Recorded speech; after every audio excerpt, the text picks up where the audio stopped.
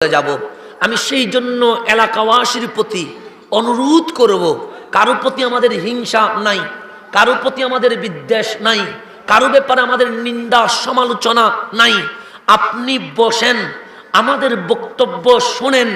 যদি মনে হয় আমাদের বক্তব্য কোরআন ও সুন্নাহর আলোকে, অবশ্যই আপনি গ্রহণ করবেন। আর যদি মনে হয় না আমাদের বক্তব্য ঠিক নয়, আমি আপনাকে করজোর অনুরোধ করব, আপনি আমাদেরকে সংশোধন করে দিবেন। তাহলে আমি কি বেজাল করলাম না সমাধান দিলাম? আমি কি মারামারি করতে বললাম নাকি বুঝতে বললাম? তাহলে আমি আজকে যেই মাহফিলটা করব, শুরু থেকে শেষ পর্যন্ত আপনি মনোযোগ দিয়ে শুনবেন।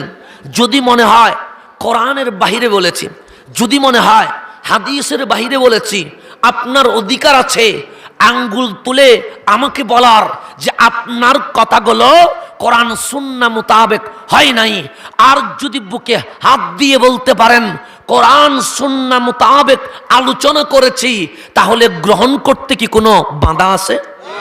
তাহলে আমি কোনো ব্যক্তিকে নয়, আমি কোনো স্কলারকে নয়, আপনি আমাকে নয়, আমি মোল্লা কোনো ফতোয়া দেওয়ার অধিকার নাই।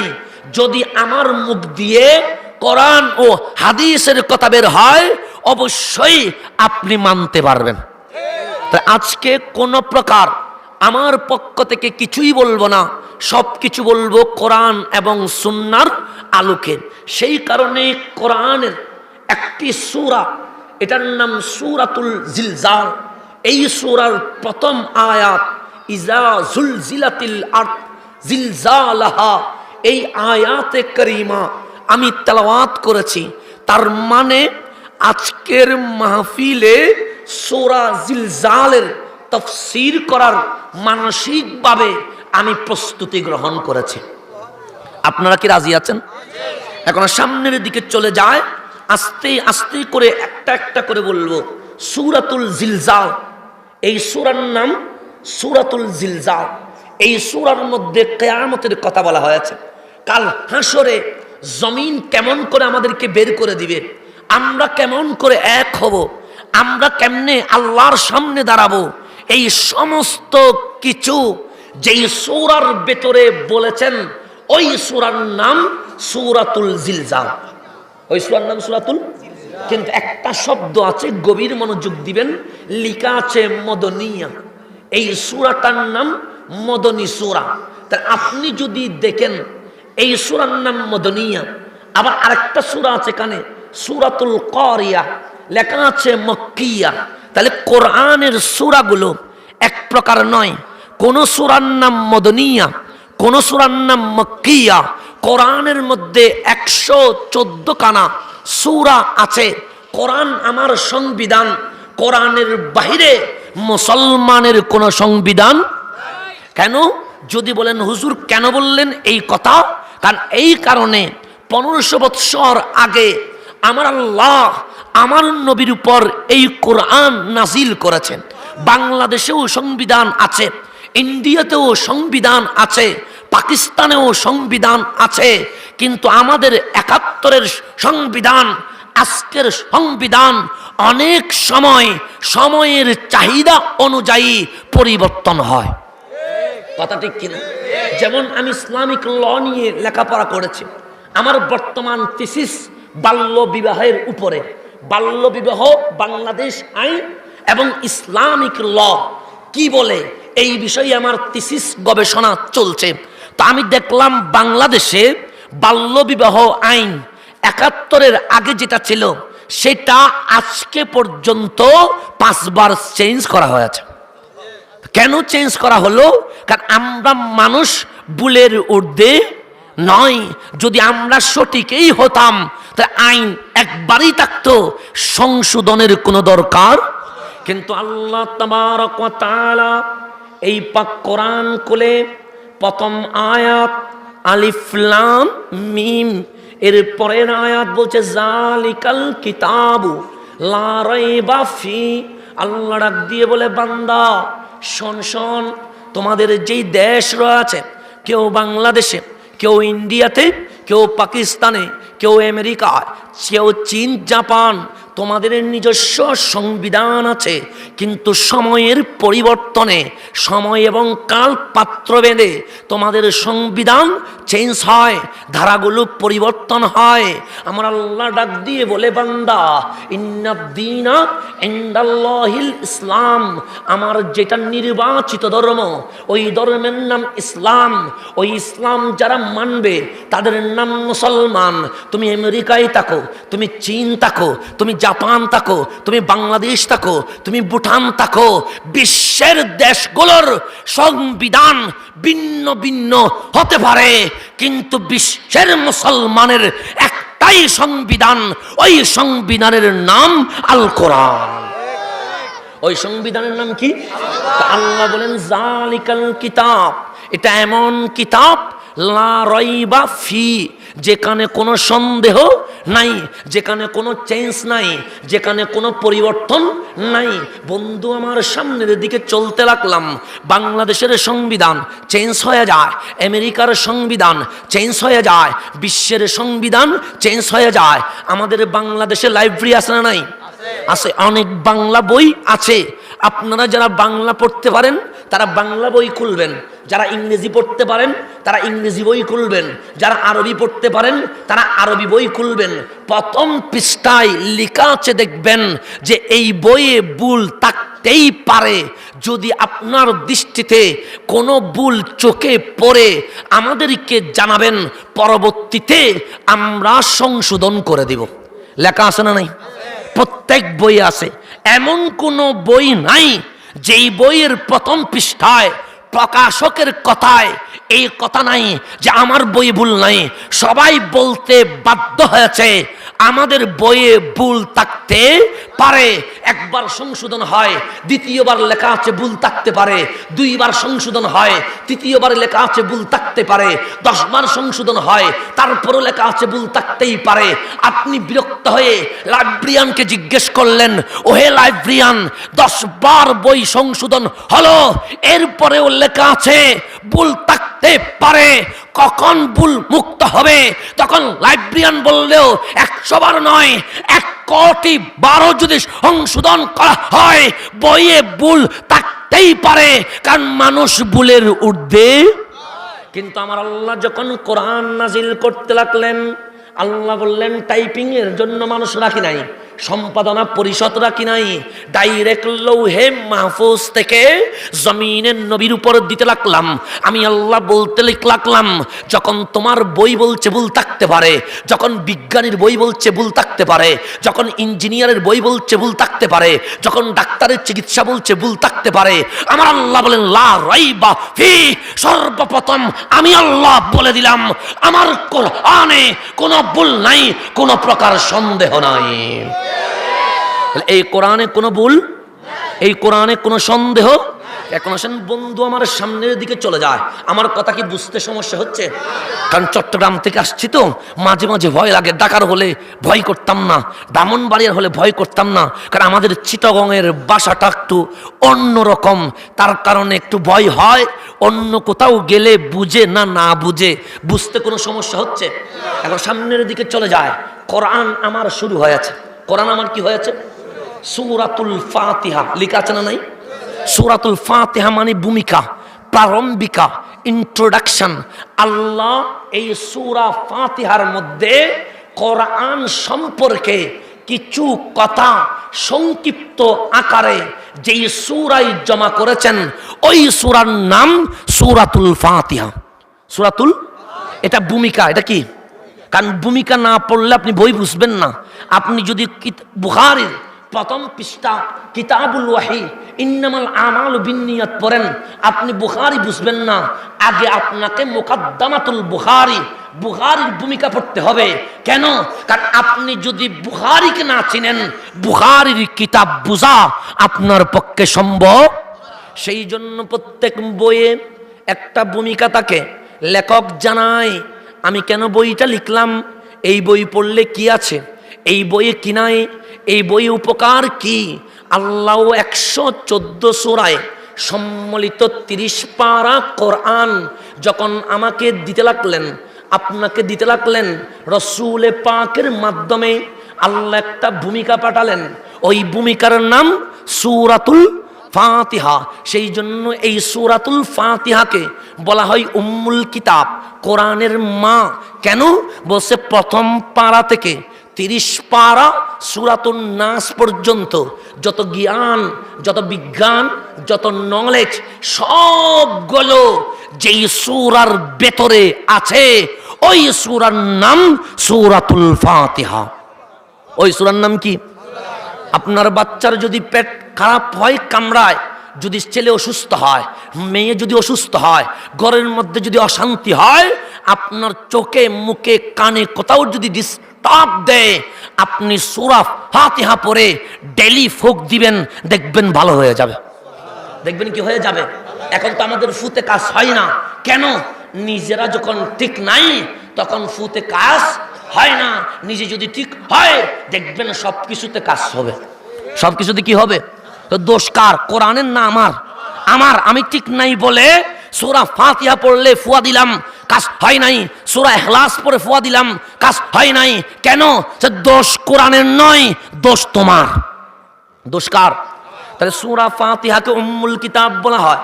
সেই জন্য ইবনে কাসির রাহিমাহুল্লাহ আল বিদায়া ওয়ান নিহায়ার মধ্যে বলতে লাগলেন, আমাদের জমিনে যে ইবলিস আছে, আল্লাহ যে শয়তানকে জমিনে পাঠাইলেন। কেন? আল্লাহ বললেন, বান্দা, এই জমিনটা তোমার জন্য আরাম করার জন্য নয়, আয়েশ করার জন্য নয়, ঘোরার জন্য নয়, দর্শন ইফতিজিং করার জন্য নয়, মাদক নেওয়ার জন্য নয়। আমি তোমাকে বানিয়েছি লিয়াবুদুন, তুমি যেন মাওলার ইবাদত করো। তুমি যেন কার ইবাদত করো? আল্লাহর ইবাদত করো। আল্লাহ বললেন, ইবাদত যদি করতে চাও পরীক্ষা দিতে হবে। আমার একটা কলব আছে, এই কলবটা বড় পবিত্র। সেই জন্য আমার নবী, দয়াল নবী রাহমাতুল্লিল আলামিন সাল্লাল্লাহু আলাইহি ওয়াসাল্লাম ইরশাদ করেন, চেহারার নাম ইমানদার নয়, দাড়িয়ার টুপি জুব্বার নাম মুসলমান নয়। আত্তাকওয়া হা হুনা আশারান নবিয়্যু সাল্লাল্লাহু আলাইহি ওয়াসাল্লাম ইলা কলবিহি আও ইলা নফসিহি সালাস মাররাত। আমার নবী ডাক দিয়ে বলে, উম্মত আমার, চেহারার নাম তাকওয়া নয়, হাত পার নাম তাকওয়া নয়, সুন্দর ড্রেসের নাম তাকওয়া নয়, চশমার নাম তাকওয়া নয়। সে তাকওয়াটা কোথায় জানো? হা হুনা, তাকওয়া ভেতরে বসবাস করে। তাহলে ভেতর যার সুন্দর, বাহিরে তার সুন্দর। বাহিরে সুন্দর, ভেতরে নাপাকি। ওই সুন্দর আল্লাহর কাছে কোনো দরকার। সেই জন্য বন্ধু, আমরা সুন্দর হলে গর্ব করি, কালো হলে মন খারাপ করি, লম্বা হলে অহংকার করে চলি, বাটি হলে মনকে বড় বুঝায় যে আমি কেন বাটি হলাম। আমার আল্লাহ ডাক দিয়ে বলে, বান্দা শোন শোন, হুয়াল্লাযী ইউসাউযিরুকুম ফিল আরহামি কাইফা ইয়াশা। তিনি সেই আল্লাহ যিনি তোমাদেরকে ইউসাউযিরুকুম আকার দিয়েছে, আকৃতি দিয়েছে, অবয়ব দিয়েছে, ফিল আরহামি মায়ের পেটের মধ্যে, কাইফা ইয়াশা তিনি আল্লাহ যেইভাবে চেয়েছেন সেইভাবে করেছেন। সুন্দর হয়েছ, এতে তোমার কোনো কোয়ালিটি নাই। কালো হয়েছ, এতে তোমার কোনো দুর্বলতা নয়। লম্বা হয়েছ, এতে তোমার কোনো সম্মান নাই। বাটি হয়েছ, এতে কোনো অসম্মানী নয়।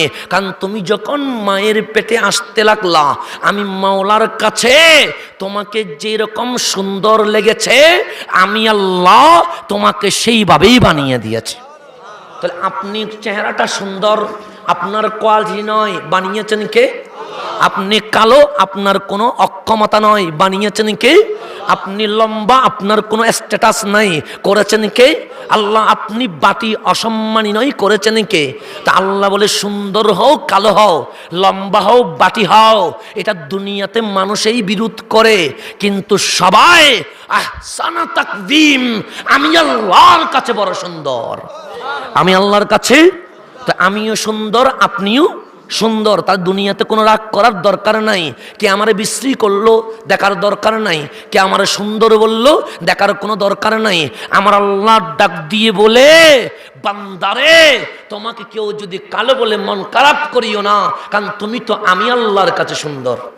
আমি আল্লাহর কাছে তো আল্লাহ আমাদেরকে বড় সুন্দর করে বানিয়েছেন, কিন্তু মানুষ কখন অসুন্দর হয়? যখন ভেতরটা অসুন্দর হয় সে অসুন্দর হয়ে যায়, ভেতরটা যখন সুন্দর হয় সে সুন্দর হয়ে যায়। সেই জন্য আমার নবীর সাহাবায়ে কেরামের মধ্যে সবচেয়ে কালো ছিলেন, ওনার নাম হযরতে সৈয়দুনা বেলাল হাফসি রাদিয়াল্লাহু তাআলা আনহু। ওনার চেয়ে কালো আর কোনো সাহাবী ছিল না। কিন্তু যেই দিন মক্কা বিজয় হয়ে গেল, আমার নবী ডাক দিলেন যে বিজয়ের পতাকা উড্ডীন করে দাও।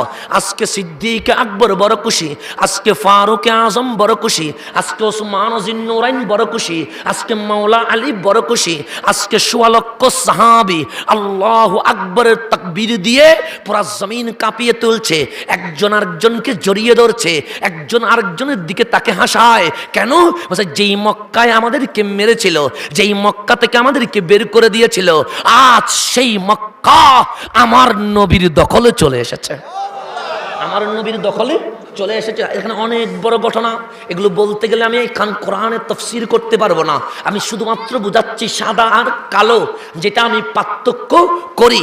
আমার নবী বললেন চলো, সবাই ঢুকে গেলেন মক্কায়, খানায়ে কাবা দখল করলেন, ৩৬০ মূর্তি ভেঙ্গে বের করে দিলেন, জমজমের পানি দিয়ে কাবাকে ধুয়ে পবিত্র করে দিলেন।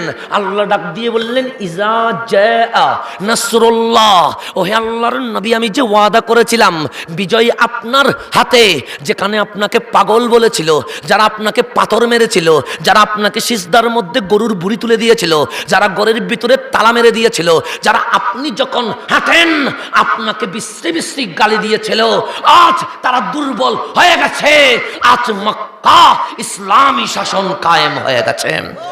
সবাই যখন মক্কা যখন ধুয়ে ফেললেন, আমার নবী ইসলামের বিজয়ের পতাকা খানায়ে কাবার উপর তুলে দিলেন। এমন অবস্থায় জোহরের সময় হয়ে গেল। আল্লাহর নবী ডানে দেখে বেলাল নাই, আল্লাহর নবী বামে দেখে আমার নবীর বেলাল নাই, আল্লাহর নবী সামনে আর পিছে দেখে আমার নবীর বেলাল নাই। আমার নবী ডাক দিলেন আইনা বেলাল, আইনা বেলাল, আমার বেলাল কই, আমার বেলাল কই? সিদ্দিক আকবর সৈয়দুনা বেলালকে খুঁজে, ফারুক আজম সৈয়দুনা বেলালকে খুঁজে আমার নবীর সাহাবায়ে কেরাম দেখলেন এক কোনায় দু চোখের পানি ছেড়ে দিয়ে সৈয়দুনা বেলাল হাফসি কাঁদছে। সবাই ধরে নিয়ে আসলো নবীর সামনে। নবী গো, আপনার বেলাল এক কোনায় দাঁড়িয়ে কান্না করছে। আমার নবী বললেন বেলাল বুকে এসো, বুকে এসো। সৈয়দুনা বেলাল হাফসি নবীর বুকে চলে গেলেন। কত দামি বেলাল হাফসি নবীর বুকে মাথা রেখে দিলেন। আমার নবী ডাক দিলেন বেলাল, আজানের সময় হয়েছে, আমার আজান অন্য কেউ দিতে পারবে না। আমার মুয়াজ্জিনের নাম, মুয়াজ্জিনের রাসূলের নাম সৈয়দুনা বেলাল হাফসি। আজানের জন্য যাকে আমি নির্বাচিত করেছি ওনার নাম বেলাল। আমি নবী, বেলাল যদি আজান না দেয় কখনো খুশি হতে পারবো না। বেলাল বললেন নবী গো, আপনি হুকুম করলে আমি আজান দিতে রাজি। আমার নবী ডাক দিয়ে বললেন বেলাল, অন্য কোথাও যাইও না, ডাইরেক্ট খানায়ে কাবার উপরে উঠে যাও। ডাইরেক্ট কোথায় উঠে যাও? খানায়ে কাবার উপরে উঠে যাও। সৈয়দুনা বেলাল হাফসি কাবার উপরে উঠে গেলেন। নিচে রয়ে গেলেন সিদ্দিক আকবর, নিচে রয়ে গেলেন ফারুক আজম, নিচে রয়ে গেলেন ওসমান জিন্নুরাইন, নিচে রয়ে গেলেন মাওলা আলী, নিচে রয়ে গেলেন ১৬ লক্ষ সাহাবী। একজন আরেকজনের দিকে তাকায়া বিজয়ের হাসি দেয়, একজন আরেকজনের দিকে তাকায়া ঈদের আনন্দের স্বাদ গ্রহণ করে, নারায়ে তাকবীর আল্লাহু আকবরের স্লোগান দেয়। এমন অবস্থায় সৈয়দুনা বেলাল হাফসি, আপনার বাংলো নয়, আমার কোনো ঘর নয়, জমিনের মধ্যে সর্বশ্রেষ্ঠ ঘর বাইতুল্লাহ খানায়ে কাবার উপর বেলাল উঠে গেছে। জগজগ করে দু চোখের পানি পড়ছে। আমার নবী একবার বেলালের দিকে তাকায়, আরেকবার নিচে সাহাবায়ে কেরামের দিকে তাকায়, দেখেন নবীর সাহাবী হাসে আর উপরে বেলাল কাঁদে। আমার নবী ডাক দেন বেলাল, দেখো আমার সিদ্দিক হাসে, বেলাল দেখো আমার ফারুক হাসে, দেখো বেলাল আমার জুন্নুরাইন হাসে, বেলাল দেখো আমার 1.25 লক্ষ সাহাবী হাসে, কিন্তু একজন কাঁদে, আমার বেলাল কাঁদে। বেলাল রে কেন কাঁদো, আমার একটু বলো না।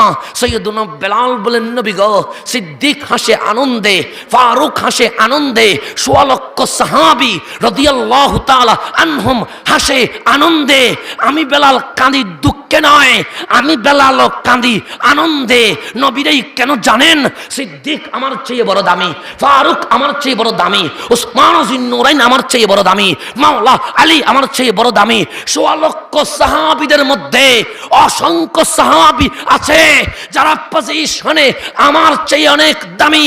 আমি ছিলাম দাস, আমি ছিলাম নিগ্র, আমার কোনো অধিকার ছিল না। রাস্তা দিয়ে যখন হাঁটতাম, যেই কেউ আমার থাপ্পড় দিত, যেই কেউ আমার গুতা দিত, কালো বলে, আসওয়াদ বলে আমার মানুষ বিদ্বেষ করত।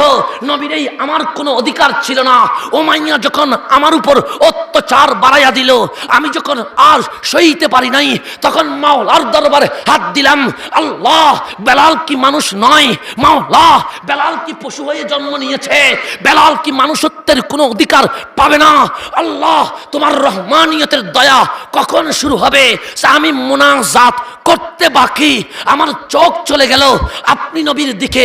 আপনি নবী হেঁটে চলে যাচ্ছেন, মন বলে উঠল, বেলাল, যেই দোয়া করে মানুষত্বের অধিকার চেয়েছো, ওই অধিকার যিনি দিতে পারেন এই জমিনে, উনি রহমাতুল লিল আলামিন। নারে তাকবীর, নারে রিসালাত, কোরআন সুন্নাহর আলো, ঘরে ঘরে জালো, কোরআন সুন্নাহর আলো, ঘরে ঘরে জালো।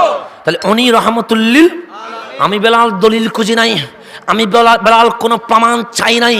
আমার মন যখন বলল বেলাল মানুষত্বের অধিকার রহমাতুল লিল আলামিনই দিবে, আমি আপনাকে পিছন থেকে দেখে কালিমা পরে মুসলমান হয়ে গেছি।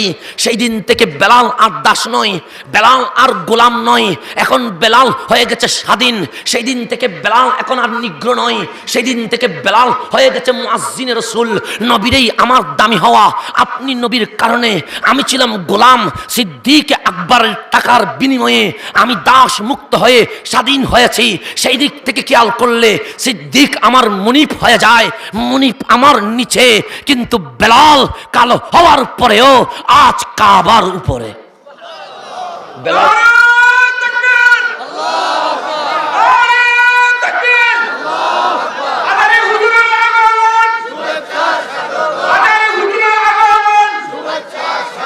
তাহলে বেলাল কালো হওয়ার পরেও কিসের উপরে? কাবার উপরে। সেই জন্য আমার নবী সাদা আর কালো বাক করে নাই।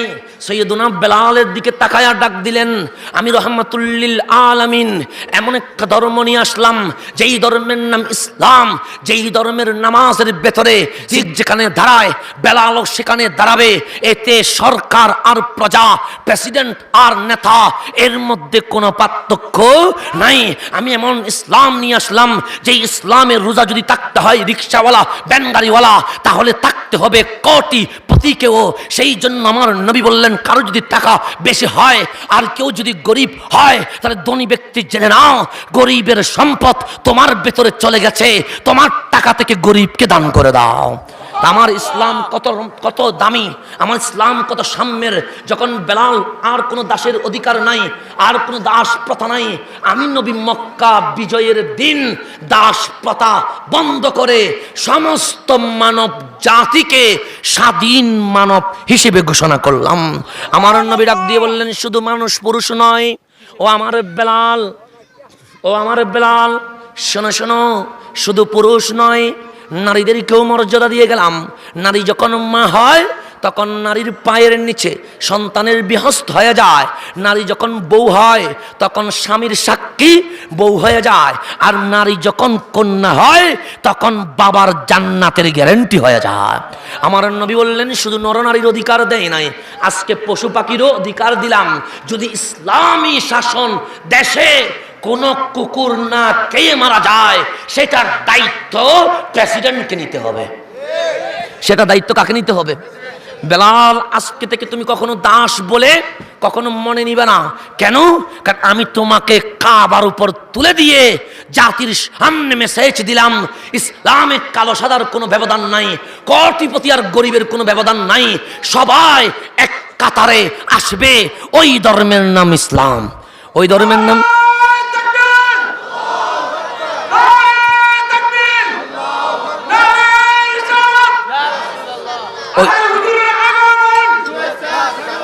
ওই ধর্মের নাম কি? ইসলাম। সৈয়দুনা বেলাল কান্না করে বলতে লাগলেন, নবী গো, আজকে শুধু মানুষত্বের অধিকার পাই নাই, আজকে আমি হারাইয়ে কাবার উপরে উঠে সবার উপরে তুলে দিয়ে আপনি প্রমাণ করলেন আপনার ইসলামে কোনো প্রকার বিরোধ নাই, সবাই একসাথেই বসবাস করবে। নবী গো, আজানের সময় হয়ে গেল। যখন মসজিদের নববীতে ছিলাম তখন আজান দিতাম কাবার দিকে। আজ বেলাল তো কাবার উপরে উঠে গেছে, আজান দিব কোন দিকে? আমার নবী ডাক দিয়ে বললেন, বেলাল, যখন মদিনায় ছিলা আজান দিয়েছ কাবার দিকে, আজ যখন কাবার উপরে উঠে গেছ, আমি যেই দিন দুনিয়াতে এসেছি সেই দিন কাবা যখন আমার দিকে ঝুঁকে গেছে, আজকে তুমি বেলাল কাবার উপর দাঁড়িয়ে মদিনাওয়ালা রহমতুল্লিল আলামিনের দিকে তাকায় আজান দিয়ে দাও। এখন সামনের দিকে চলে যায়। শুধু তাই নয় বন্ধু আমার, গভীর মনোযোগ। আমার নবী মেরাজে গেলেন। দয়াল নবী যখন মেরাজে গেলেন সকলকে দেখে আসলেন। নবী রাসূল কোন জান্নাতে আছে, আমার নবীর সাহাবী কোন জান্নাতে আছে, তাবিন তবে তাবিন আল্লাহর ওলিগণ কোথায় আছে, আমরা কোন জান্নাতে আল্লাহ দিয়েছেন, সকল কিছু আপন চোখে দেখে এসেছেন রহমতুল্লিল কোথায়? মেরাজে গিয়ে। সেই জন্য আমার নবী বললেন, আমি মুসা আলাইহিস সালামকে জান্নাতের অমুক কামরায় দেখে এসেছি, আমি ইব্রাহিম আলাইহিস সালামকে জান্নাতের অমুক জায়গায় দেখে এসেছি, আমি আমার আবু বকরকে জান্নাতের ওই জায়গায় দেখে আসলাম, আমি আমার ওমরকে জান্নাতের ওই জায়গায় দেখে আসলাম। আমার নবী ডাক দিয়ে বলে, জাহান্নামে যখন দেখলাম অধিকাংশ নারী জাহান্নামী হয়ে আছে, কিন্তু আমি নবী বলে গেলাম, উম্মত, পুরুষের জন্য জান্নাতে যাওয়া বড় কঠিন, নারীর জন্য জান্নাতে যাওয়া বড় সহজ। নারীর জন্য জান্নাতে যাওয়া কি? কারণ আমি যখন স্বামী হই তখন আমার টাকার হিসাব দিতে হবে, আমার বউয়ের হিসাব দিতে হবে না। কারণ কামিয়েছে কে? আমি। সেই জন্য পুরুষের জন্য জান্নাত বড় কঠিন, নারীর জন্য জান্নাত কি বড়। কিন্তু আমার নবী বললেন, কিন্তু দুঃখের বিষয়, জাহান্নামে গিয়ে দেখলাম নারীর সংখ্যা বেশি। সে দুটো কারণে। এক, আমার মা বোনগুলো পর্দাহীনভাবে চলে, তারা এটাকে মনে করেছে নরমাল বিষয়, তারা এটাকে মনে করেছে ছোট বিষয়, কিন্তু এটা ছোট বিষয় নয়।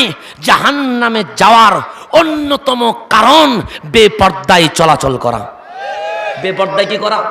আরেকটা কথা হচ্ছে, নারীরা যখন একসাথে হয় তখন মানুষ নিয়ে মন্তব্য করে, অমুক ঘরের নিয়ে সমালোচনা করে, অমুক ঘর নিয়ে গীবত করে। তো আল্লাহর নবী বলে, নারীরা বেশি সময় জাহান্নামে যাওয়ার পিছনে আমি নবী দুটো কারণ বলে গেলাম। এক, পর্দাহীনভাবে চলে।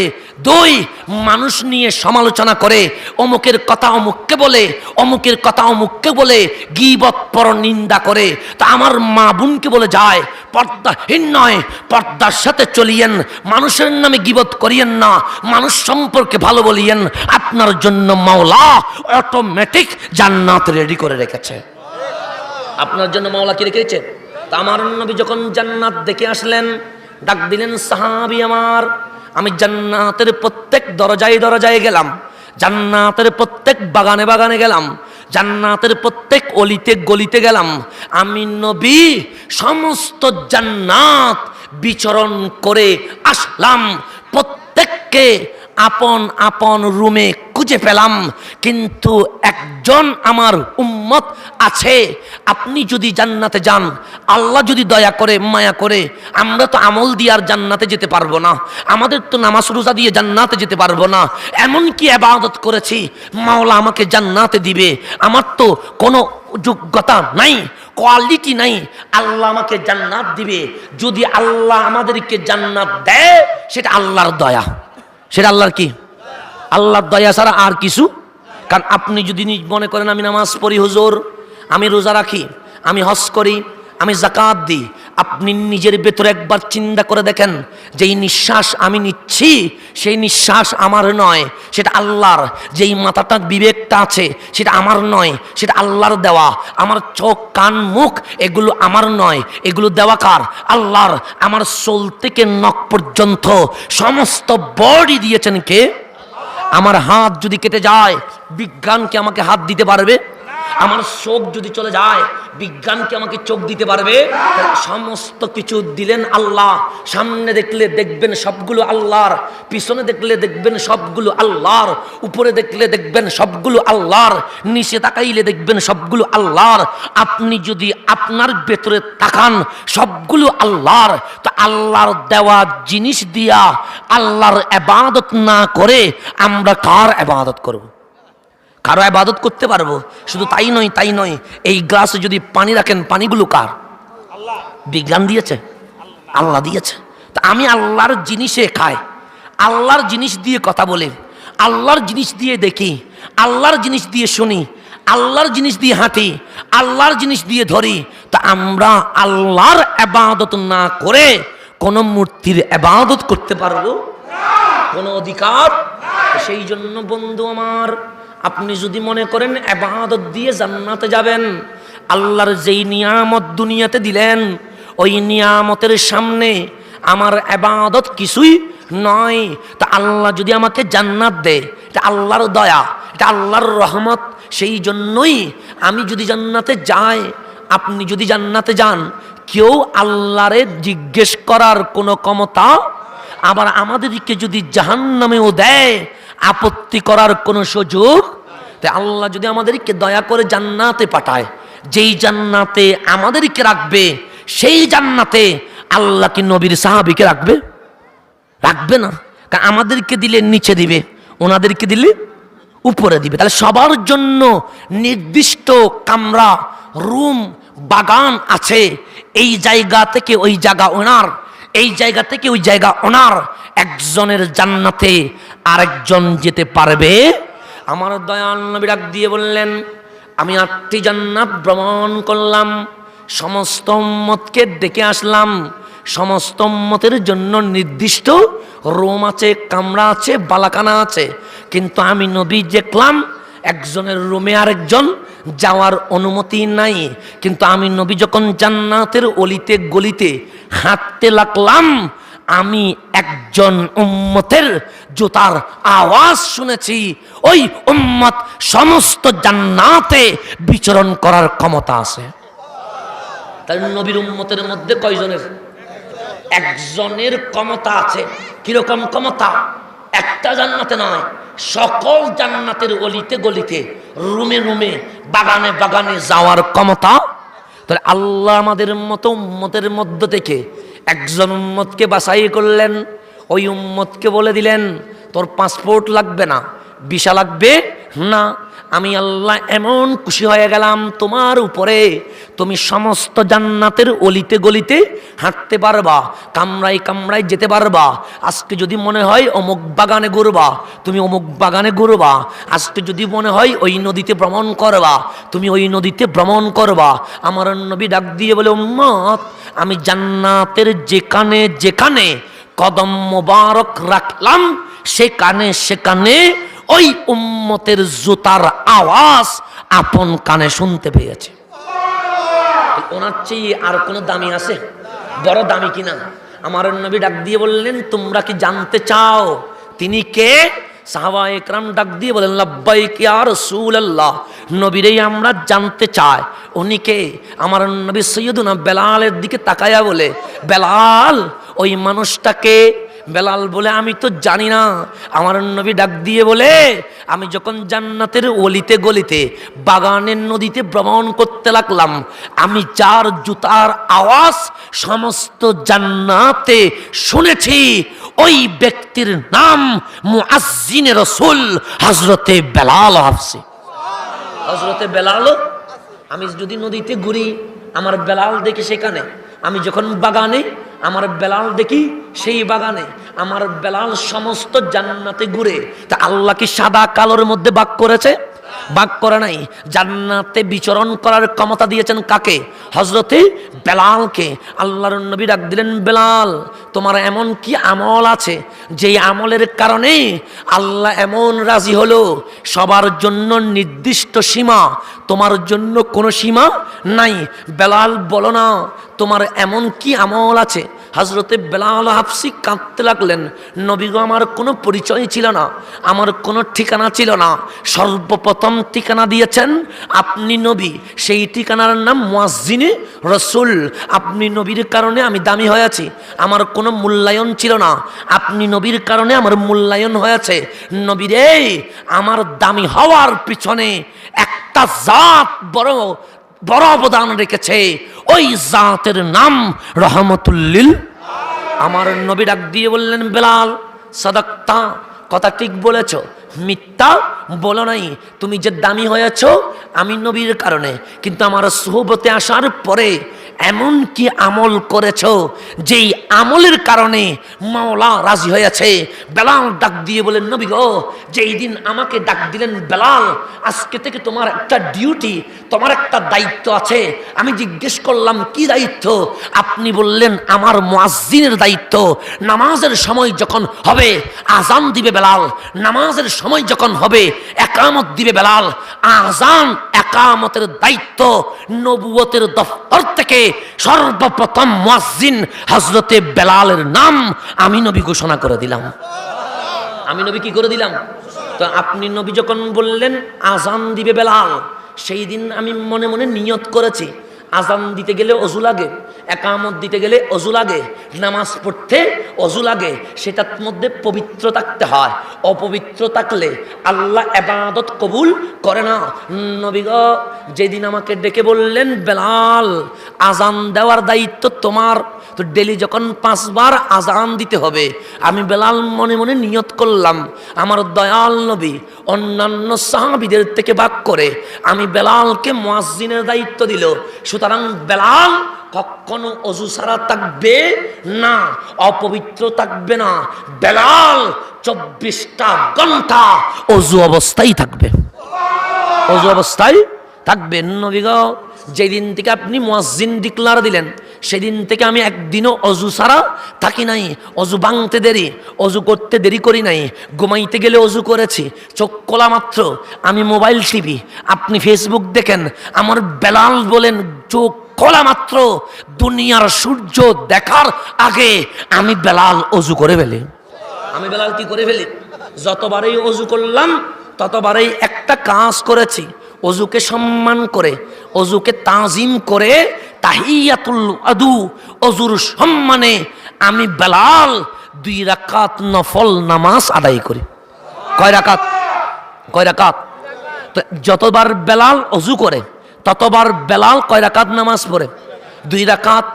আজ পর্যন্ত আপনার বেলালের এই আমল কখনো ছুড়ে যায় নাই, সব সময় কন্টিনিউ করতে আছে। আমার নবী ডাক দিয়ে বললেন, বাস বেলাল বুঝে গেছি তোমার ওই অজু অবস্থায় থাকা, অজু করে 2 রাকাত নামাজ পড়া, মাওলা এত খুশি হলেন তোমার জন্য প্রত্যেক জান্নাতের দরজা ওপেন করে দিয়েছে। তাহলে বন্ধু আমার, আজকের দোয়া মাহফিল থেকে শিক্ষা নিলাম, আজকে বাংলার জমিনে ধর্ষণ আছে না নাই? ইফটিজিং আছে, মাদকের বিজনেস আছে, মোবাইলে অশ্লীল ভিডিও আছে। আমাদের অনেক মা বোন ফোন করে বলে, অনেক মুরব্বী আমাদেরকে কল করে বলে, আমার যুবক ছেলেটা নারীর পিছনে ঘুরে, আমার যুবক ছেলেটা মোবাইলের মধ্যে অশ্লীল ভিডিও দেখে। অনেকেই আফসোস করে অবৈধ প্রেমে গিয়ে মা বাবার সাথে বিয়াদবি করে। এরকম কুলাঙ্কার ছেলেও এই জমিনে আছে। কথা ঠিক কিনা? এখন সামনের দিকে চলে যায়। আপনি যদি চান সমাজ থেকে ধর্ষণ বন্ধ হয়ে যাক, আপনি যদি চান সমাজ থেকে ইফটিজিং বন্ধ হয়ে যাক, আপনি যদি চান সমাজ থেকে ইয়াবা মাদক বন্ধ হয়ে যাক, জেলখানা লাগবে না, পুলিশ লাগবে না, র্যাব লাগবে না, আর্মি লাগবে না। আগে আমি আপনি মাহফিল থেকে একটাই শিক্ষা নিই, আজকে থেকে আমাদের মরণ পর্যন্ত প্রত্যেকটা মিনিট আমরা কাটাবো অজু অবস্থায়। কি অবস্থায়? যখন অজু থাকবে আপনি যখন মোবাইল খুলবেন, খারাপ কিছু যখন চোখের সামনে আসবে, অজু বলবে তুমি দেখিও না, কারণ তুমি অজু করে আছো। পশ্চিমে যখন আজান দিবে, বন্ধু যখন বলবে চল চায়ের দোকানে যা, চল সিনেমা দেখি, অজু বলবেন না না, তোর বন্ধুর সাথে ইবলিসকে খুশি করিস না, মসজিদে চলে আয়। আপনি যখন ইউটিউব দেখবেন, অজু বলবে ইউটিউব বন্ধ কর, কোরআনটা একটু খোল। তাহলে আমি যখন অজু করব কোনো নারীর দিকে তাকাবো না, অজু বলবে না না, তুই না অজু করেছিস, নারীর দিকে তাকাস না, সোত নিতে ইচ্ছে করবে না, গোশ নিতে ইচ্ছে করবে না। কেন? মানুষ যখন অজু করবে, পবিত্র থাকবে, তখন অটোমেটিক আল্লাহকে রাজি করার জন্য দুনিয়ার অবৈধ জিনিস সে ছেড়ে দিবে। সে কি করে দিবে? সে কি করে দিবে? ছেড়ে দিবে। তাহলে আমাকে কি অবস্থায় থাকতে হবে? অজু অবস্থায় থাকতে হবে। শুধু তাই নয়, অজু করলে কি লাভ? আপনি যদি একবার মনোযোগ দিয়ে শোনেন, আমার দয়াল নবী রহমতুল্লিল আলামিন সাল্লাল্লাহু আলাইহি ওয়াসাল্লাম মদিনায়ে মুনাওয়ারার রাস্তায় দাঁড়িয়ে আছেন। হযরতে আনাস বিন মালিক রাদিয়াল্লাহু তাআলা আনহু দৌড়ে আসলেন, নবী গো হাল্লি শাফাআ। কিয়ামতের কথা যখন মনে পড়ে বড় ভয় লাগে উঠে। নবী রে, সূর্য যখন নেমে আসবে, জমিন যখন তামা হবে, সূর্যেরও গরম চলবে, জমিনেরও গরম চলবে, আমার চোখ মুখ লাল হয়ে যাবে, জিহ্বা বের হয়ে যাবে, আমাদের মগজগুলো সিদ্ধ হবে। নবী রে, কিয়ামতের মাঠে কেমনে থাকবো? এই কথা যখন মনে করি, তখন নিজেকে কন্ট্রোল করা আমাদের পক্ষে সম্ভব নয়। হাল্লি শাফা আমি আনাস বিন মালিক একটাই আকীদা পোষণ করি, জান্নাতে যদি যেতে চায় আমার নবীর শাফাআত লাগবে। আমার নবীর কি লাগবে? শাফাআত লাগবে। নবীরে আমার জন্য শাফাআত করবেন।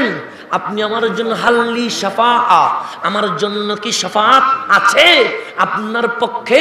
আমার নবী ডাক দিয়ে বললেন, আনাস, শুধু তোমার জন্য নয়, লিকুল্লি উম্মাতিন, আমার প্রত্যেক উম্মতের জন্য আমি নবী শাফাআত করতে প্রস্তুত আছি।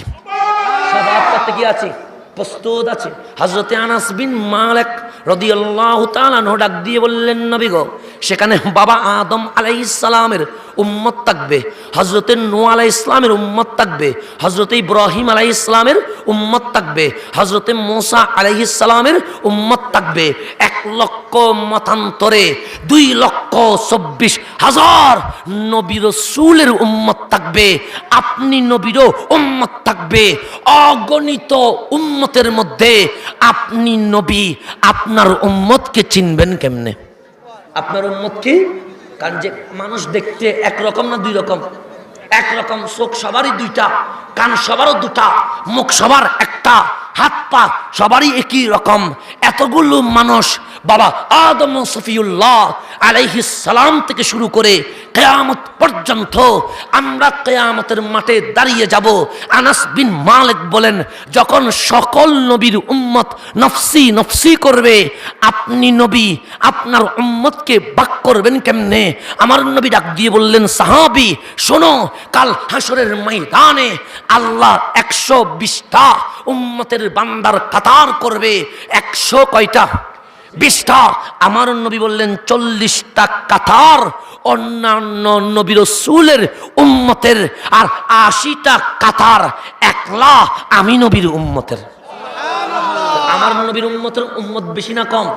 তাহলে 80টা লাইন আমার নবীর একা, আর ওইদিকে বাবা আদম সফিউল্লাহ আলাইহিস সালাম থেকে শুরু করে ঈসা রুহুল্লাহ পর্যন্ত সকল নবী রাসূলের উম্মতের লাইন হবে কয়টা? 40টা। শুধু তাই নয়, নবীকে চিনার দরকার নাই, আগে নিজেকে চিনেন। নিজেকে যদি চিনেন, নবীকে চিনে যাবেন। কারণ নিজেকে যদি না চিনেন, বাবাকে চিনবেন না। নিজেকে যদি না চিনেন, নবীকে চিনবেন না। নিজেকে যদি না চিনেন, আল্লাহ চিনা সম্ভব নয়। কারণ নিজে ভালো হলে অন্যকে ভালো মনে হবে, নিজে যদি খারাপ হয় তখন অন্যকে ভালো মনে হবে। কারণ চোরি যারা করে, ওরা কি মানুষকে ভালো মনে করে? ওরা মনে করে সবাই চোর। কিন্তু দেখবেন রাত 3টায় যারা নামাজ পড়ে, চোর যদি হেঁটে যায়, ওই তাহাজ্জুদ গুজার মানুষ মনে করে আমি কি নামাজি, আমার চেয়ে তো বড় নামাজি হেঁটে চলে যায়। তো যে যেই রকম, সে অন্যকে ওই রকম মনে করে। সেই জন্য আমাদের ধারণা ভুল। আমাদের ধারণাগুলো ভুল হওয়ার পেছনে কারণ হচ্ছে আমরা নিজেদের মাপকাঠিতে অন্যকে মাপার চেষ্টা করি। আপনি নবীকে চিনবেন কেমনে? আমি অগোছালো বক্তব্য দিচ্ছি, লাস্টে এসে সকল কিছু আমি ফিনিশিং দিব। নবীকে চিনবেন কেমনে? শোনেন গভীর মনোযোগ। মক্কার জমিনে দুপুরের সময়ে আমার নবী রাস্তা দিয়ে হেঁটে যায়। আমার নবীকে দৌড় থেকে দেখলেন আবু জাহেল।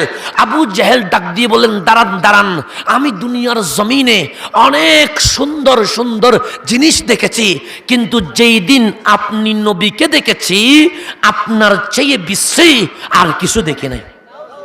কে বলতেছে? আবু জাহেল বলতেছেন নবী সুন্দর নয়, নবী বড় বিশ্রী। আমার নবী ডাক দিয়ে বলে, সাদাক্তা ইয়া আবা জাহেল। আবু জাহেল, তুমি মিথ্যা বলো নাই, তুমি সঠিক সত্য বলেছ।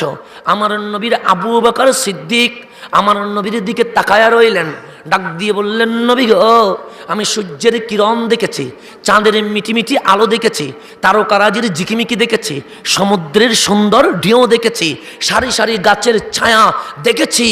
এত সুন্দর সুন্দর জিনিস দেখার পরে যেই দিন আপনি নবীকে আমার এই চোখ দেখেছে, আপনার চেয়ে সুন্দর এই জমিনে আর কিছু দেখতে পাই নাই। তাহলে সিদ্দিক আকবর বলেন নবী বেশি সুন্দর, আবু জাহেল বলেন নবী বড় বিশ্রী। আমার নবী ডাক দিয়ে বলে, সাদাক্তা ইয়া আবা বকর। আবু বকর, তুমি মিথ্যা বলো নাই, তুমি সত্য বলেছ। তো সিদ্দিক যখন বলল সুন্দর, আমার নবী বলল সত্য। আবু জাহেল যখন বলল বিশ্রী, আমার নবী বলল সত্য। বিশ্রী কখনো সুন্দর হয় না, সুন্দর কখনো বিশ্রী হয় না। তো সুন্দর যদি সত্য হয়, বিশ্রী হবে মিথ্যা। বিশ্রী যদি সত্য হয়, সুন্দর হবে মিথ্যা। আল্লাহর নবীর কথা সাহাবায়ে কেরাম বুঝতে পারে নাই। সাহাবায়ে কেরাম ডাক দিলেন, নবী গো, আপনি জীবনে হাঁকে না বলেন নাই, নাকে হাঁ বলেন নাই, বৈধকে অবৈধ বলেন নাই, অবৈধকে বৈধ বলেন নাই, কিন্তু আজকে নবী একটু অন্যরকম হয়ে গেছে মনে হয়। আপনার কথা আমাদের পক্ষে বোঝা সম্ভব নয়, কারণ আমরা শিখেছি আপনার থেকে, আর আপনি নবী শিখেছেন রব্বুল আলামিন থেকে। আপনি নবী শিখেছেন কোত্থেকে? সেই জন্য আল্লাহ কোরআনে আর রহমান আল্লামাল কোরআন। আল্লাহ ডাক দিয়ে বলে, আমার নবী জমিনের কোন শিক্ষক থেকে শিখে নাই, আমার নবী কোন ফেরেশতা থেকে শিখে নাই, আমার নবী কোরআন শিখেছে আমি আল্লাহ থেকে। আমি আল্লাহ, তো আল্লাহ শিক্ষক, আমার নবীকে ছাত্র। সেই জন্যই তো আমার নবী দুনিয়াতে এসে বললেন, তোমার বাবা যদি টিচার হয় 30 বছর পরে হয়, তোমার চাচা যদি টিচার হয় 20 বছর পরে হয়, সবাই আগে ছাত্র হয়, এরপরে শিক্ষক হয়। আমার নবী ডাক দিয়ে বলে, বুইস্তু মুআল্লিমান, আমি ছাত্র নয়, ডাইরেক্ট শিক্ষক হয়ে এসেছি। ডাইরেক্ট কি হয়ে এসেছি? শিক্ষক। এটা আমার নবী বলেছে, আমি কোনো বানানো কথা বলছি না, এগুলো কোরআন ও হাদিস থেকে বলেছি। আপনাদের যদি খারাপ লাগে তাহলে কোরআন হাদিসকে খারাপ লাগবে, আমাকে খারাপ লাগার কোনো কথা নয়। এখন সামনের দিকে চলে যায় বন্ধু আমার। যখন সাহাবায়ে কেরাম বললেন, নবী গো, আমাদের পক্ষে আপনার কথাগুলো বোঝা সম্ভব নয়, একটু তাফসীর করেন, ব্যাখ্যা করেন। আবু জাহেল যখন বিশ্রী বলল, আপনি বললেন ঠিক। আবু বকর যখন বলল সুন্দর, আপনি নবী বললেন ঠিক। নবীর এই সুন্দর বিশ্রী হয় না, বিশ্রী সুন্দর হয় না। কেমন জানি দুরকম মনে হচ্ছে। এতটুকু বলার বাকি, আল্লাহ কোরআনের আয়াত নাজিল করছে, ওয়ামা ইয়ানতিকু আনিল হাওয়া ইন হুয়া ইল্লা ওয়াহয়ু ইউহা। বান্দা আমার, তোমারও জবান আছে, আমার নবীরও জবান আছে, আমারও মুখ আছে, আপনারও মুখ আছে, নবীরও মুখ আছে। অনেকেই বলে, দেখতে চোখ দুটো আমার যেরকম, নবীরও সেরকম, সুতরাং নবী আমাদের মতো। এরকম বলে কি বলে না? এরকম বলে কি বলে না? বলে, অনেকেই আছে। সেই জন্য আমার আল্লাহ বলছেন, বন্ধুরে আমি নয়, বকসুদুল মুমিনিন নয়, বাংলা কোনো কিতাব নয়, আল কোরআন বলছে, বান্দা তোমারও মুখ আছে, আমার নবীরও জবান আছে। আমি এই মুখ দিয়ে সত্য বলতে পারি, আবার চাইলে মিথ্যা বলতে পারি। আপনি যদি চান আপনার মুখ দিয়ে ভালো কিছু বলতে পারেন, আবার যদি চান অশ্লীল বাক্য বলতে পারেন। সেই জন্য কাল কিয়ামতের ময়দানে আমার আপনার প্রত্যেকটা প্রত্যেকটা ওয়ার্ড, প্রত্যেকটা শব্দের হিসাব মাওলার সামনে দিতে হবে। মাওলার সামনে। তো আমার নবীরও জবান আছে। আল্লাহ ডাক দিয়ে বলে, বান্দা তোমাদের যেরকম মুখ আমার নবীরও জবান আছে, কিন্তু তোমাদের জবানের মতো নয়। তোমরা চাইলে সত্য মিথ্যা একসাথে করতে পারো, ভালো আর খারাপ একসাথে করতে পারো, কিন্তু আমার নবী চাইলে তা করতে পারে না। কেন? সে নবী তোমাদের মতো নয়। ওয়ামা ইয়ান্তিকু আনিল হাওয়া, আমার নবী নিজ থেকে কিছু বলে না। আমার নবী যখন চুপ থাকেন, জবানটা নবীর, যখন ওই জবান দিয়ে কথা বলেন, কথাগুলো নবীর নয়, কথাগুলো রব্বুল আলামিনের। কথাগুলো কার? এটা কে বলেছেন? আল্লাহ। যদি বলেন শিরিক, তাহলে আমি নয়, বলেছেন কে? আল্লাহ। যদি বলেন বেদাত, আমি বলি নাই, বলেছেন কে? আল্লাহ। তো এখন আপনি আল্লাহর সাথে ফয়সালা করেন, আমার সাথে মারামারি করার কোনো দরকার নাই। তো আমি যখন কথা বলি, কথাগুলো আমার। আপনি যদি কথা বলেন, কথাগুলো আপনার। আমার নবী যখন কথা বলে, কথাগুলো নবীর নয়, কথাগুলো আল্লাহর। সেই জন্য কোরআনকে বলে ওয়াহি, হাদিসকে বলে ওয়াহি। কোরআনকে বলে ওয়াহি মতলু, হাদিসকে বলে ওয়াহি গাইরে মতলু। কোরআন পড়লেও সওয়াব, হাদিস পড়লেও সওয়াব। আমার কথা পড়লে সওয়াব নাই, আপনার বই পড়লে সওয়াব নাই। নবীর কথা পড়লে জাহান্নামী জান্নাতি হয়ে যায়। এখন সামনের দিকে চলে যায়। সাহাবায়ে কেরাম বললেন, নবী গো, আমাদের আকীদা বিশ্বাস আপনি আমাদের মতো নয়। আমরা চাইলে কথা বলতে পারি, কিন্তু আপনি নিজ থেকে কিছু বলেন না। আপনি যাই বলেন সবগুলো কে বলায়? রব্বুল আলামিন বলায়। নবীরে একটু ব্যাখ্যা করেন না। আমার নবী ব্যাখ্যা করতে লাগলেন। আবু জাহেলরে যে বললাম, ও যে আমাকে বিশ্রী বলল, আমি যে বললাম ঠিক, এটাও সত্য। আমার আবু বকর যে বলল আমি সুন্দর, এটাও সত্য। কেমনে জাননি? আনা মির আতুন, আমি একটা আয়না। আয়নার মাঝে যখন কেউ দেখে, আয়না দেখতে পায় না, তাকে দেখা যায়। আবু জাহেল যখন হিংসা নিয়ে, বিদ্বেষ নিয়ে, অহংকার নিয়ে, আমার প্রতি শত্রুতামি নিয়ে আমার দিকে তাকিয়েছে, আমি নবী তার ঠিকানা জাহান্নাম দেখাইয়া দিয়েছি। জাহান্নাম সুন্দর নয়, বড় বিশ্রী। সেই কারণে আবু জাহেল বলল, আপনি নবী বিশ্রী। মূলত আমি নবী বিশ্রী নয়, আবু জাহেল নিজেই বিশ্রী। আবু জাহেল নিজেই বিশ্রী।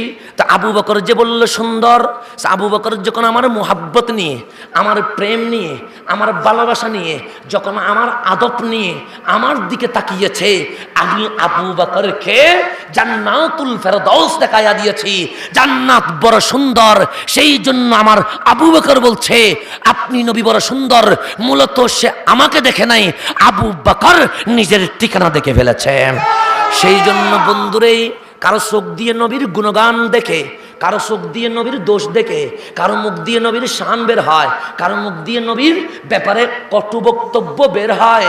বুঝে নিতে হবে, যাদের চোখে নবী সুন্দর, যাদের মুখে নবীর শান বের হয়, তারা অন্য কোনো দিক থেকে চোখ নেয় নাই। তাদের চোখের জ্যোতি আবু বকর থেকে আসেছে।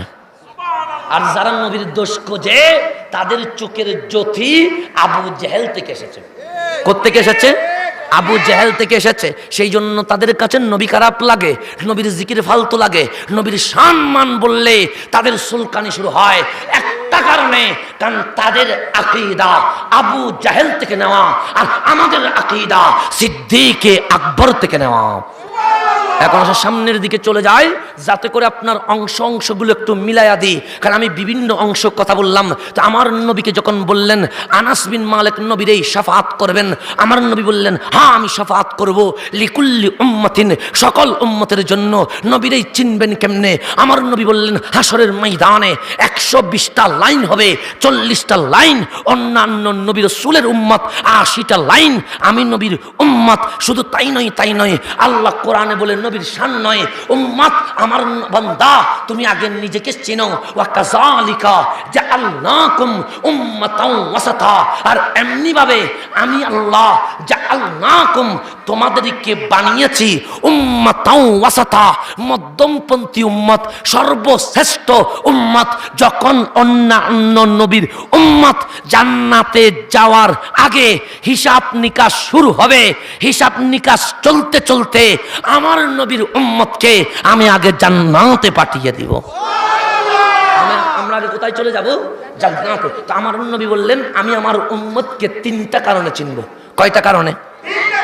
আমাদেরকে নবী বেছে বেছে কোটি কোটি মানুষ থেকে আলাদা করবে 3টা কারণে। কয়টা কারণে? ওই 3টা গুণ যদি আমার কাছে থাকে, ওই 3টা গুণের যে কোনো একটা গুণ যদি আপনার কাছে থাকে, আপনি হয়ে যাবেন দামি। 1 নম্বর আমার নবী বললেন গুররুন মুহাজ্জালিন, আমার যারা উম্মত থাকবে তাদের 5টা অঙ্গ দুধের চেয়েও সুন্দর হবে, দবদবে সাদা হবে, এমন নূরানি হবে, অন্ধকার হাসরের মাঠ আমার উম্মতের ওই 5 অঙ্গের আলোতে আলোকিত হয়ে যাবে। গুররুন মানে চেহারা নূরানি হওয়া, মুহাজ্জালিন মানে 2 হাত কোনই পর্যন্ত, পা টাকনু পর্যন্ত, এই 5টা অঙ্গ দুধের চেয়েও সাদা হবে, এত সুন্দর হবে, মানুষ চেয়ে থাকবে। আমার নবী বললেন এইরকম 5 অঙ্গ দবদবে সাদা নূরানি হওয়া, এটা অন্য কোনো উম্মত পাবে না, শুধুমাত্র আমার উম্মত পাবে।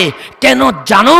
সাল্লি আসারিল ওযু, তারা যে জমিনে ওযু করত 5 ওয়াক্তে 5 বার, যদিও বা দুনিয়াতে সাদা চামড়া আরো বেশি সাদা হয় নাই, কালো সুন্দর হয় নাই, কিন্তু ওই অজুর পানির ফলাফল কাল হাসরের ময়দানে 5 অঙ্গ দিয়ে নূর বের হয়ে যাবে। তাহলে অজু লাগবে না লাগবে? আজকের ওয়াজ মাহফিল থেকে নিজের জীবনে একটা পরিবর্তন নিয়ে আসেন। আমাদের সকাল হবে অজুর মাধ্যমে, আমাদের দুপুর হবে অজুর মাধ্যমে, আমাদের বিকাল হবে অজুর মাধ্যমে, আমাদের রাত হবে অজুর মাধ্যমে। আমরা ঘুমাইতে যাব অজু করে, ঘুম থেকে উঠে সর্বপ্রথম অজু করব। যখন অজুতেই আমাদের দিন রাত যাবে, দুনিয়াতে কোনো খারাপ কাজ হবে না। যখন খারাপ কাজ হবে না, আমরা মাওলার দরবারে কবুল হয়ে যাব। আমরা যখন কবুল হয়ে যাব, আমার নবী বললেন কাল হাসরের ময়দানে আমার উম্মতের 5টা অঙ্গ এমন নূরানি হয়ে যাবে, তাদেরকে দেখে অন্য নবীর উম্মতরা বলবে হায় হায়, আমরা যদি উম্মতে মুহাম্মদী হতাম তাহলে আমাদের তো এই অবস্থা হয়ে যেত। আমরা কি করতে হবে? অজু করতে হবে। এখন সামনের দিকে চলে যায়। আমি বললাম সূরাতুল ফাতিহা। ফাতিহা মানে কি? ইন্ট্রোডাকশন, ভূমিকা। যেহেতু আমার সময় বড় কম, সেই জন্য আমি অতি দ্রুত করতেই যাচ্ছি, যাতে করে আপনি বুঝেন কোরআনটা কি। আমি কি কাউকে গালি দিচ্ছি? কোনো বকা দিচ্ছি? কোনোবার ব্যক্তির বিরুদ্ধে সমালোচনা করেছি? কোনো ব্যক্তি বা ব্যানার নাম বলেছি? তাহলে দেখবেন এরপরেও আমরা চলে গেলে বলে আমরা নাকি গালি দিছি। একটা শব্দ গালি দিছি? কোরআন সুন্নাহর বাহিরে কোনো কথা বলেছি? সেই জন্য যারা না বুঝে, আমাদের বক্তব্য না শুনে, মন্তব্য করে, কমেন্টস করে, তাদেরকে জানিয়ে দিবেন যে মাহফিল পুরা শুনে তুমি তারপর কিছু বলো। কারণ তুমি যখন কাউরে মিথ্যা তুহমত দিবা, মিথ্যা গীবত করবা, এটার কারণে তোমাকে কাল হাসরের ময়দানে আল্লাহর সামনে এর হিসাব দিতে হবে। এর হিসাব কি করতে হবে? দিতে হবে। এখন আসেন বন্ধু আমার, এটা সূরা ফাতিহা। ফাতিহা মানে ভূমিকা, ফাতিহা মানে ইন্ট্রোডাকশন। আল বিদায়া ওয়ান নিহায়ার মধ্যে হযরতে ইবনে কাসির রাহিমাহুল্লাহ বলেন, এই জমিনের মধ্যে ইবলিস 4 বার চিৎকার করে করে কেঁদেছে। কয়বার? এমনি তো অনেকবার কাঁদে, কিন্তু চিল্লাইয়া কাঁদার মধ্যে পার্থক্য আছে না নাই? একটা হচ্ছে এমনিতেই কাঁদা, আরেকটা হচ্ছে চিল্লাইয়া গড়াগড়ি করে কাঁদা। তো যেটা চিল্লাইয়া গড়াগড়ি করে কাঁদে, এটা নিশ্চয়ই খবর এত খারাপ যেটার চেয়ে আর কোনো খারাপ হতে পারে। আমাদের অনেকেই প্রবাসে থাকে, যখন শুনি প্রবাসে ওই রকম হয়ে গেল, তখন আমাদের যারা দেশে আছে ওরা গড়াইয়া গড়াইয়া কাঁদে। ঠিক কিনা? এরকম আছে না নাই? আল্লাহ যেন প্রত্যেক প্রবাসী ভাইকে নিরাপদে রাখেন। এখন আসেন সামনের দিকে চলে যায়। তাহলে ইবলিস জীবনে কয়বার কান্না করেছে? কিভাবে? গড়াইয়া গড়াইয়া, চিল্লাইয়া চিল্লাইয়া। আমি বলে নেই, ইবনে কাসির রাহিমাহুল্লাহ আল বিদায়া ওয়ান নিহায়ার মধ্যে 1 নাম্বার আল্লাহ যখন বলছে ইন্নাকা রাজিম, তোরা আমি বয়কট করলাম, তুই আমার রহমতের সীমানা থেকে বের হয়ে যা। আল্লাহ যখন বাবা আদমের সামনে ইবলিসকে যখন লানত দিয়ে বের করে দিচ্ছে, তখন ইবলিস চিৎকার করে করে কান্না করেছে। চিৎকার করে করে, এটা একবার, এটা কয়বার? দ্বিতীয়বার যখন বাবা আদম সফিউল্লাহ আলাইহিস সালাম জান্নাত থেকে দুনিয়ায় আসলেন, তখন আল্লাহ আইন করলেন, ল করলেন, এই জান্নাতের সীমার মধ্যে ইবলিসের আসার আর কোনো অধিকার নাই। চিরস্থায়ী জাহান্নামে সে আর কখনো জান্নাতে থাকতে পারবে। যখন আল্লাহ জান্নাতের দরজায় সিল লাগিয়ে দিলেন, ইবলিসের জন্য নিষিদ্ধ ঘোষণা করলেন, তখন ইবলিস চিৎকার করে করে কান্না করেছে। কয়বার? তৃতীয়বার। যেই দিন মা আমেনার গড়ে 570 খ্রিস্টাব্দে আপনার নবী, আমার নবী রহমতুল্লিল আলামিন জমিনে চলে আসলেন, মিলাদুন নবী হয়ে গেল। সেই দিন আসমান খুশি, সেই দিন জমিন খুশি, সেই দিন গাছগাছালি খুশি, সেই দিন আল্লাহর ফেরেশতা খুশি, সেই দিন কাবা খুশি, সেই দিন সকল নবী রাসূল খুশি। কিন্তু একটা জাত বড় অসন্তুষ্ট, নারাজ হয়ে চিল্লাইয়া কান্না করেছে, তার নাম ইবলিস। তার নাম কি? তাহলে কয়বার হলো? 3 বার। চতুর্থবার যেই দিন সূরা ফাতিহা আল্লাহ দয়াল নবীর উপর নাজিল করলেন, সেই দিন ইবলিস চিল্লাইয়া চিল্লাইয়া কাঁদছে।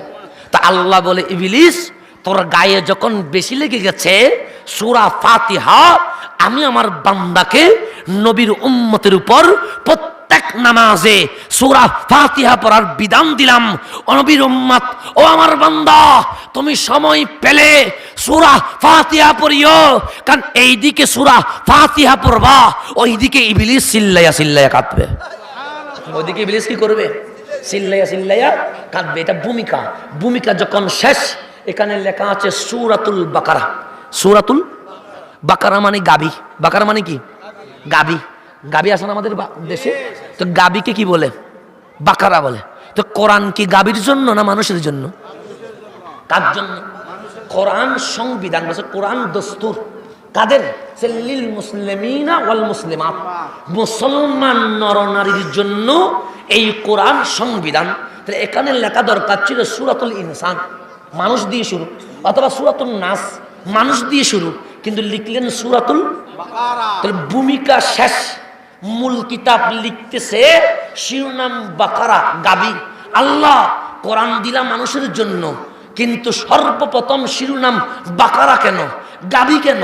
আল্লাহ ডাক দিয়ে বলে, বান্দা তুমি যখন কোরআনের কাছে এসেছো, যদিও বা উপরে দেখতে মানুষ, ভেতরে তোমার হিংসা, ভেতরে তোমার বিদ্বেষ, ভেতরে তোমার শত্রুতামি, ভেতরে তোমার অপরাধ, ভেতরে তোমার পাপ, যার ভেতর ঠিক নাই, উপরে মানুষ হলেও বাস্তবে সে অমানুষ। বাস্তবে সে, কথা ঠিক কিনা? আজকে দেখেন, আপনি যদি বাংলাদেশে দেখেন, টেন্ডারবাজি আছে না নাই? ইফটিজিং আছে না নাই? ধর্ষণ আছে না নাই? অনেক ছেলে তার মাকে বাবাকে বৃদ্ধাশ্রমে পাঠিয়েছে, আছে না নাই? তাহলে আমরা বুঝতে পারলাম, যারা ধর্ষণ করে দেখতে মানুষ কিন্তু পুরাটাই অমানুষ, যারা ইফটিজিং করে দেখতে মানুষ ভেতরে পুরাটাই অমানুষ, যারা মাদক নেই মদ খায় তারা দেখতে মানুষ ভেতরে পুরাটাই অমানুষ, যারা গোশ দুর্নীতি করে তারা দেখতে মানুষ ভেতরে পুরাটাই অমানুষ, যারা মা বাবাকে বৃদ্ধাশ্রমে পাঠায় তারা দেখতে মানুষ ভেতরে পুরাটাই অমানুষ। আজকে যদি অমানুষগুলো মানুষ হয়ে যেত, আমার সোনার বাংলা অনেক আগেই সোনার বাংলাদেশ হয়ে যেত। কথা ঠিক কিনা? সেই জন্য বন্ধু আমার, আমি যখন বড় হতে লাগলাম, ক্লাস 6-এ যখন উঠলাম, আমার বাবা ডাক দিলেন, বাবা ও আমার বৎস, বুকে আয়। আমি বুকে গেলাম। আমার বাবা বললেন, বাবা তোকে নিয়ে আমার একটা স্বপ্ন আছে, আমার বড় জল্পনা কল্পনা, তোকে নিয়ে বড় আশা ভরসা। আমি বললাম, বাবা আপনার আশাটা কি, স্বপ্নটা কি? আমার বাবা বললেন, একটাই চাওয়া, তুমি মানুষের মতো মানুষ হও, তুমি মানুষের মতো মানুষ হও।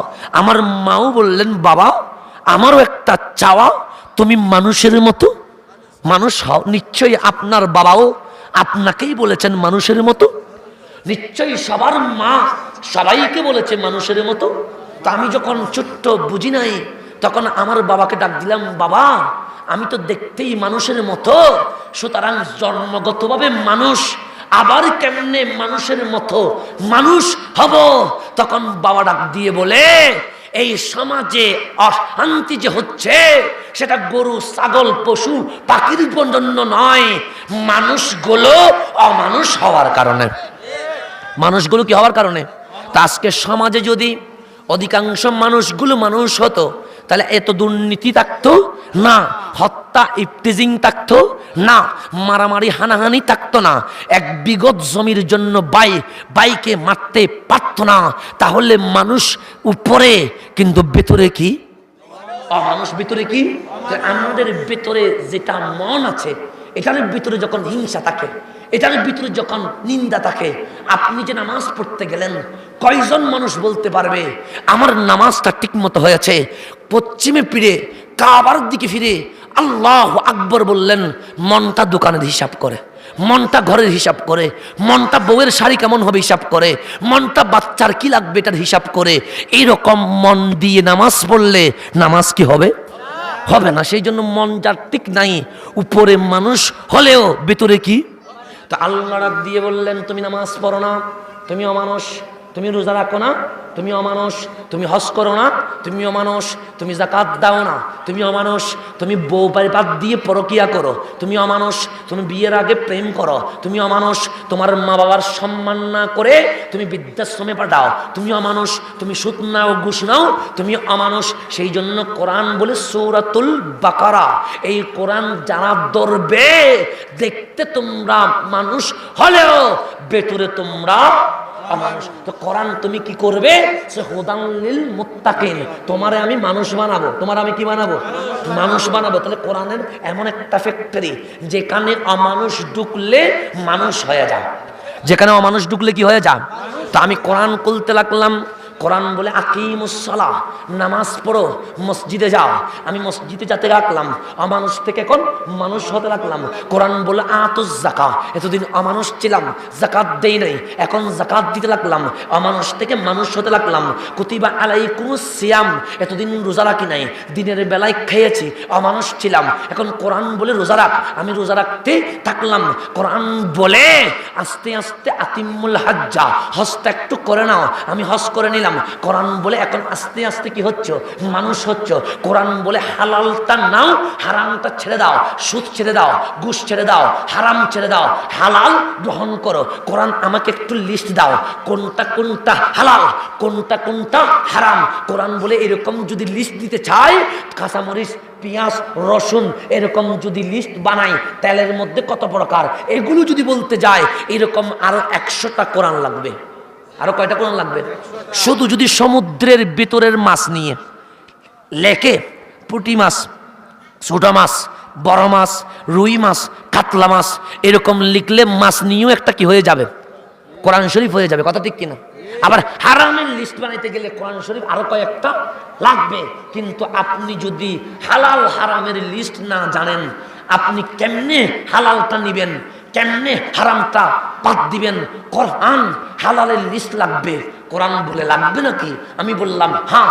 কোরআন হারামের লিস্ট লাগবে, কোরআন বলে লাগবে নাকি? আমি বললাম হ্যাঁ। কি করবা? আমি বললাম হালালটা বুকে নিব, হারামটা বাদ দিয়ে দিব। কোরআন বলে আর দেরি করিও না, গুগল ইন্টারনেট চাইও না। ইউহিল্লু লাহুমুত তাইয়্যিবাত ওয়া ইউহাররিমু আলাইহিমুল খাবায়েস। তোমাকে একটা ঠিকানা দিচ্ছি, ওই ঠিকানার নাম মদিনাওয়ালা, কামলিওয়ালা, রাহমাতুল লিল আলামিনের জবান। ওই জবানের দিকে তাকায়া থাকো।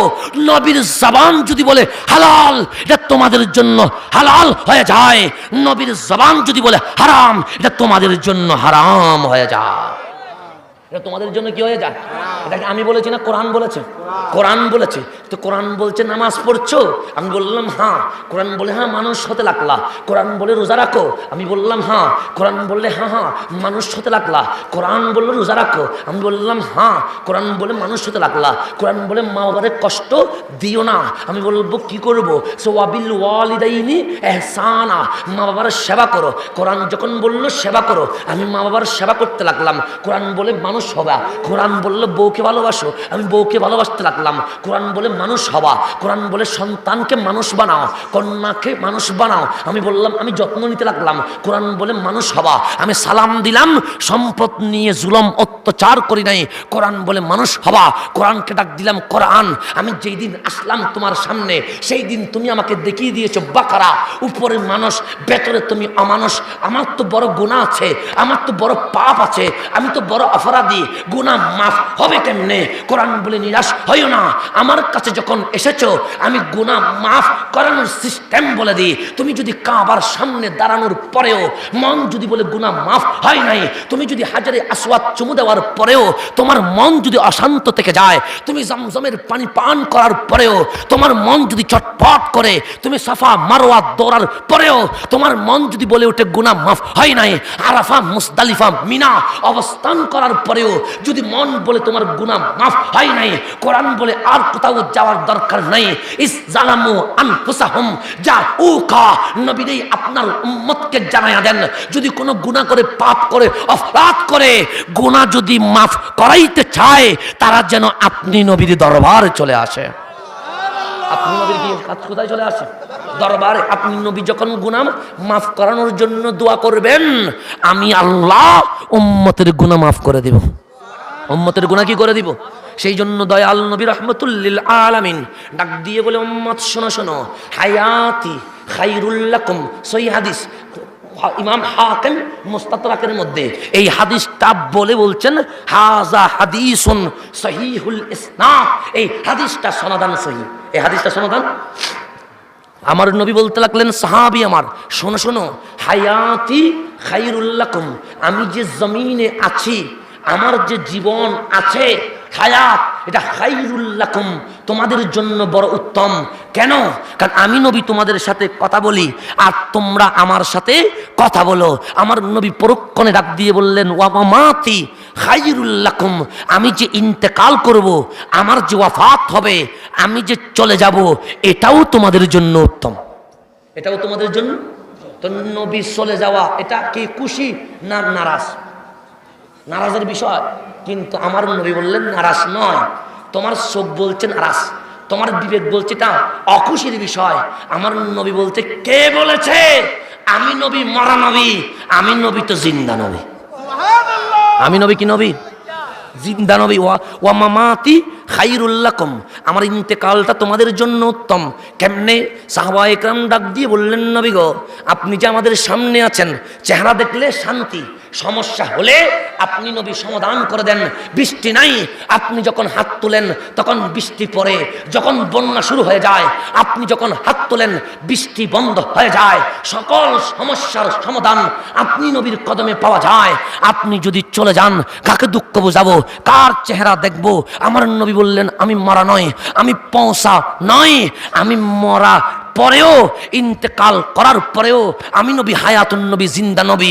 উরিদাত আলাইয়া আমালুকুম, যদিও বা আমি নবী মদিনায়, তোমাদের জিন্দেগির সকল আমল নামা আমি নবীর কাছে উত্থাপন করা হয়।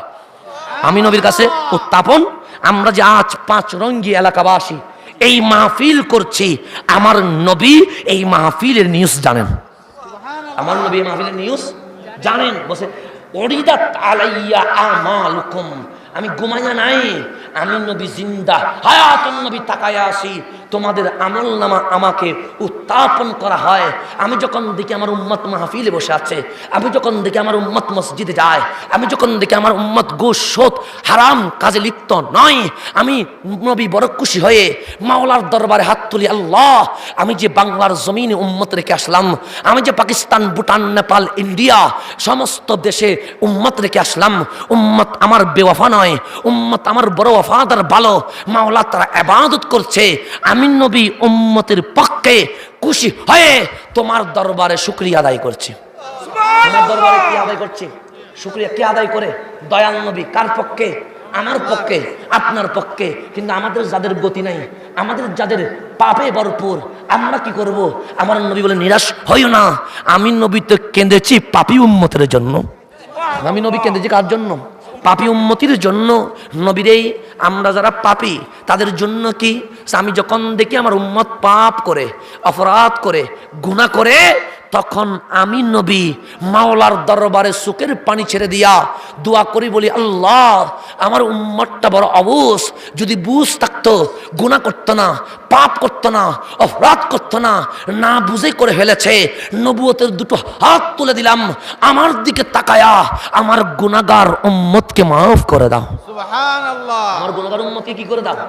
আমরা যখন কোরআন নিব তখন নামাজ চলে আসবে, রোজা চলে আসবে, হজ চলে আসবে, যাকাত চলে আসবে, মা বাবার সেবা চলে আসবে, সুদ ঘুষ দর্শন ইফতিজিং আস্তে করে মাইনাস হয়ে যাবে। তো কোরআন বলে বাকারা সর্বপ্রথম ছিলাম অমানুষ, কোরআন বলে যখন 30 পারা কোরআন শেষ করেছো, শেষ শব্দ আন্নাস, আজকে তুমি অমানুষ নয়, কোরআন ধরে তুমি মানুষ হয়ে গেছো। কোরআন ধরে তুমি কি হয়ে গেছো?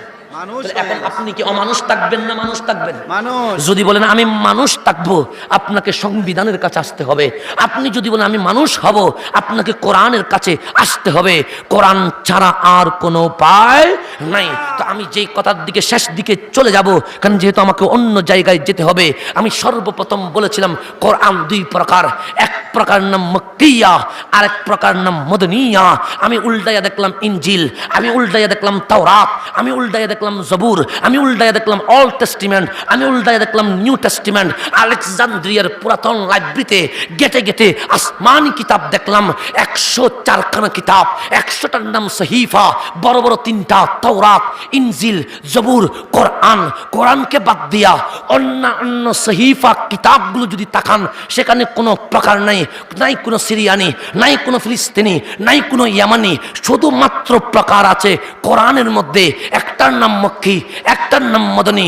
কোরআন তুমি কেন মক্কি, কোরআন তুমি কেন মদনী? কই জবুরে তো কোনো প্রকার নাই, ইনজিলে তো কোনো প্রকার নাই, তাওরাতে তো কোনো প্রকার নাই।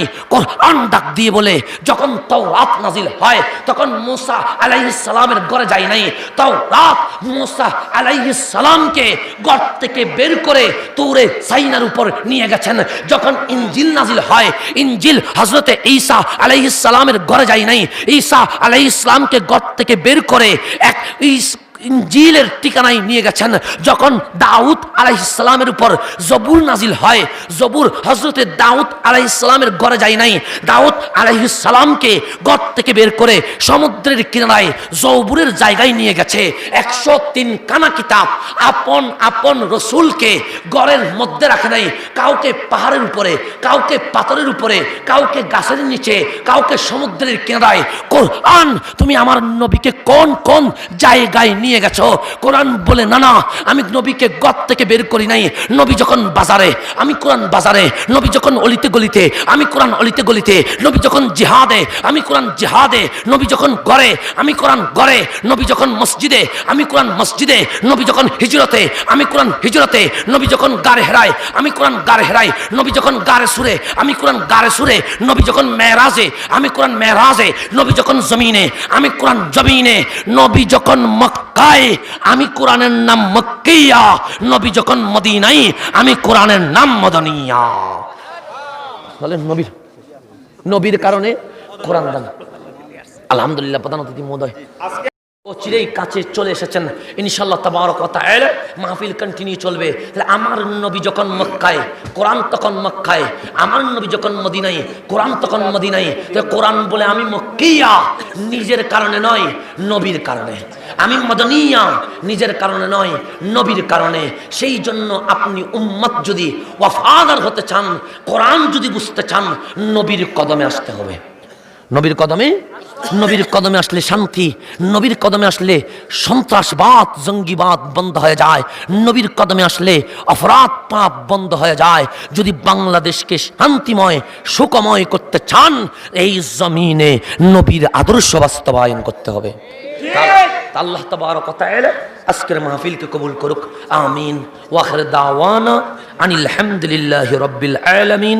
আসসালামু আলাইকুম ওয়া রাহমাতুল্লাহি ওয়া বারাকাতুহু।